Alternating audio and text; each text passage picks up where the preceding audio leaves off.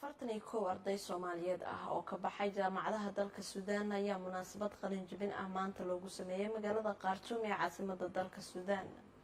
Wariyaha warbaahinta qaranka Khartoum uga soo waramay Yuusuf Kashmir ayaa qodoboreedkan inoo soo diray.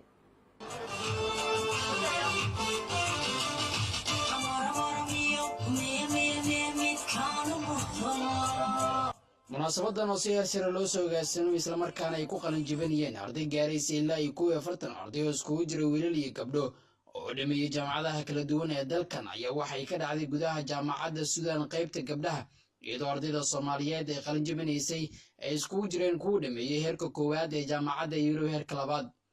munaasabadan qalin jabinta ayaa waxaa ka soo qayb galay boqolaal ka mid ardayda Soomaaliyeed wax ka barata dalkan Suudaan, madaxda jaaliyadda, salaadiin, madaxda ururada ardayda, siyaaya safaarada iyo waliba bulshada qaybadeeda kala duwan.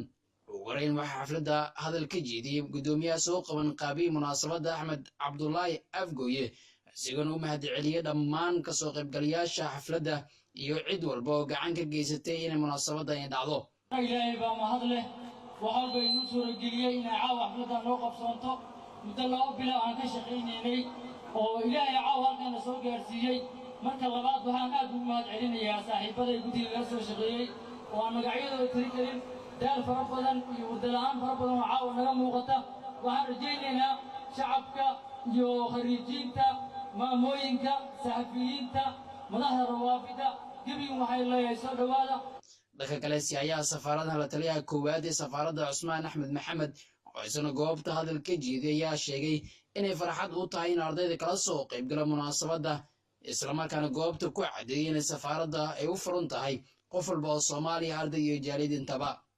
Soomaaliya waxaan anigu idin sheegayaa inaan si siman ugu shaqeeyo hadduu alle qofka Soomaaliga ahna uu safaaraddaas wixii uga baahdo asaga uu leeyahay. inaad ogaato arday haddaad tahay haddaad qof caadi ah tahay haddaad marba jinsiyada Soomaaliya wadato safaaradda iskale adaa mas'uul ka ah. aad ugu mahadcelinayaa ugu dambayn ardayda soo qabanqaadiya hawshaan.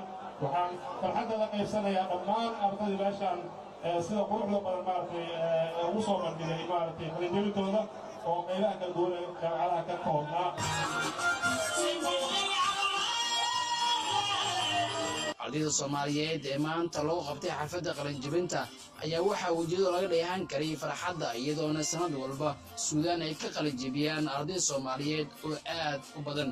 Yuusuf Maxamed Macalin Kashmir, raadiyo telefishinka qaranka Soomaaliyeed, caasimadda Khartoum ee dalka Suudaan.